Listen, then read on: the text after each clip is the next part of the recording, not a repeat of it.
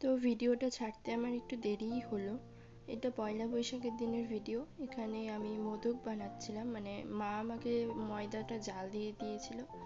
প্রথমে ক্ষীর তৈরি করে নিয়েছিল একটুখানি দুধ, পাউডার দুধ আর একটু ড্রাই ফ্রুটস দিয়ে। তারপরে মোদকের জন্য ময়দাটা পাক দিয়ে দিয়েছিল মা, আর আমি বসে বসে মোদকগুলো তৈরি করেছিলাম। তো এখানে পুরোটা ঠিক মতো দেওয়া, মানে ভিডিও করতে পারিনি যেহেতু আমি কাজ করছিলাম মায়ের হাতে হাতে। তো তোমরা দেখে অবশ্যই জানিও যে মোদকগুলো কেমন হয়েছে। আর আমাদের বাড়িতে যেহেতু একটা ছোট্ট গণেশ আছে, তার জন্য এই মোদকগুলো করা। আর আমাদের পাড়াতেও বড় করে পুজো হয়, সেখানেও মোদকটা দেওয়া হয়েছিল। তো পয়লা বৈশাখের দিনটি আমার খুব ভালোভাবেই কেটেছে। তো তোমরা দেখে অবশ্যই কমেন্ট করে জানিও যে কেমন হয়েছে। আর এখানে বাড়ির ঠাকুরের জন্য ছোট ছোট করে মোদকগুলো তৈরি করেছিলাম, দিয়ে পুজো দিয়ে দিয়েছিলাম।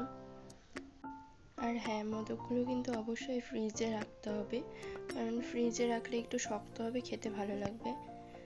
আর আমাকে আর আমার মাকে দেখতে কেমন লাগছে অবশ্যই জানিও। আর এটা আমাদের পাড়ার গণেশ। তো ভিডিওটা আজকে এতটুকুই, বাই বাই।